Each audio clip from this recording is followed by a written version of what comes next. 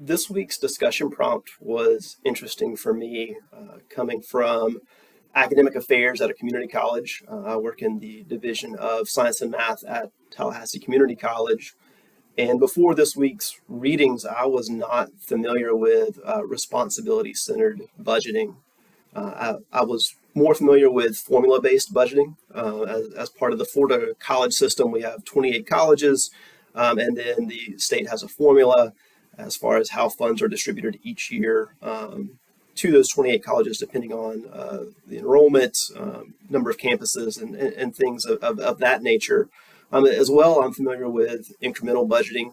When we do get our funding from the state, we typically go line by line from the previous year's budget and see where more money needs to be allocated, maybe where less money could be put into play, and then maybe where new programs are going to come online and where that funding needs to go. So getting into this RCB was kind of shocking to me. It's hard for me to fathom how this works with my particular position at a community college trying to raise funding for my particular division. And so I did have to do quite a bit of reading. Just looking at our readings from the course, Zert noted that RCB is emerging as a more popular option in budgeting. So I looked up an article by Jacquet et al., and they listed several public universities that have gone to this responsibility-centered budgeting in the last 30 years, with Indiana University in Bloomington being one of the first to go to it in 1988 and 1989. Other big universities on this list who use RCB are Kent State University, Iowa State University, and the University of Florida. And as we saw in the article, Zert notes it's meant to provide increased accountability and make up for reduced federal and state funding. In their study, in Jacquet et al., she noted that for most universities going this model, they were actually able to increase the amount of money they had in their budgets going to this particular model. But the University of Florida ended up losing money from their budget when they went to this model initially. And I wonder if this has something to do with the formula-based budget that Florida also uses for the university system. It should be noted that this model is best for efficiently allocating resources. So, not just going with the status quo, but seeing what happens. Maybe where things can be restructured and reorganized, as we saw last week. And it's really started with our private institutions and then gained popularity and has moved into these public institutions, as we've seen recently. Now, one of our questions deals with the advantages and the disadvantages. So looking through our readings again, Zert noted that it gives academic authority and fiscal responsibility to more people on campus. It does allow for more easily restructuring and reorganizing institutions. And all people on campus become aware of financial scarcity. As well, an advantage of this method is that it does encourage innovation in how we get funding for different programs. There are some disadvantages. There can be focus more on profit and surplus over academic quality, as Zert notes. And then as Adam notes in his article, Rationality in the Academy, there's this emphasis on economics and less on the human experience for students and for faculty and staff alike. As well, and this was a concern for me, is arts and sciences can suffer. I can see how it would be difficult for a community college, like Tallahassee Community College, in a town with two other universities. We have Florida A&M University and Florida State University, which is a Research One institution. It could be hard for us to secure funding for our math and science initiatives if we were to go to this responsibility-centered budget. And my division was in charge of securing funding for our labs and our STEM center.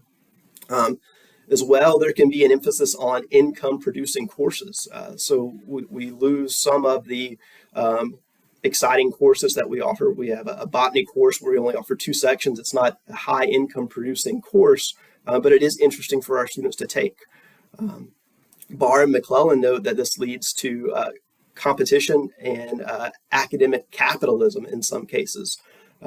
So, initially I'm a little, I'm sort of, I wouldn't say skeptical, but I'm just more interested in the inner workings of how this responsibility-centered budget could work, just based on my higher education background and my current work experience. Moving to the second part, we do see that reviewing unit funding and program options is an important part of the budget cycle. And I've seen this problem show up in my professional experiences. So first off, in my area, we purchase lab equipment each semester and lab supplies. Sometimes we don't have funding to purchase that, so we've gone to some outside sources. We have a college innovation fund that we've used recently to get some physics lab technology upgrades, and also some recording technology that we can use to take some of our labs online. Dealing with specific labs, during the spring, we have a blackworm lab in our biology courses where students explore the anatomy of blackworms. And from the particular distributor that we ordered these blackworms from, there was this disease that spread through the blackworms. And so in order to get our blackworms for this lab, we would have to go to a different supplier, and the price would be almost double what it normally is. So instead of buying the more expensive blackworms, we're fiscally responsible. We found a workaround. We used a different lab in that case that provided similar learning outcomes, but didn't require the expensive blackworms. And as well, another big budget issue we experienced recently in the spring was our copy machine. So we have several $1,000s allocated toward our copying in the division each semester. Because of some overuse, both of our copiers went down at the same time the same week, and the repairs for those copy machines were very expensive, and it ended up maxing out our copying budget for the year, and so we had to pull funding from other budgets in order to pay that bill. So in that case, we've identified new sources of income. We've reduced the budget of an existing program with our blackworms, and we've changed operations with a unit. We've moved some funds around in order to review our unit funding and program options. Another article I read was from Miotti, from his 2016 article about states and higher education.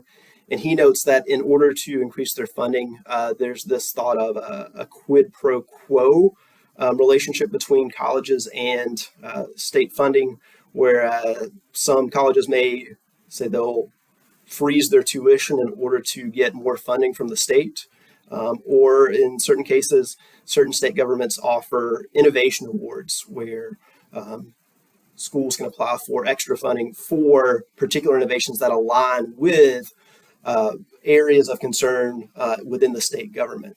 So it's sort of like the college is doing the work that the state government wants, and at the same time, the college is getting extra funding to do that work. So overall, this was a great discussion, really challenged me, and I enjoyed exploring what we saw in these articles and our readings for this week.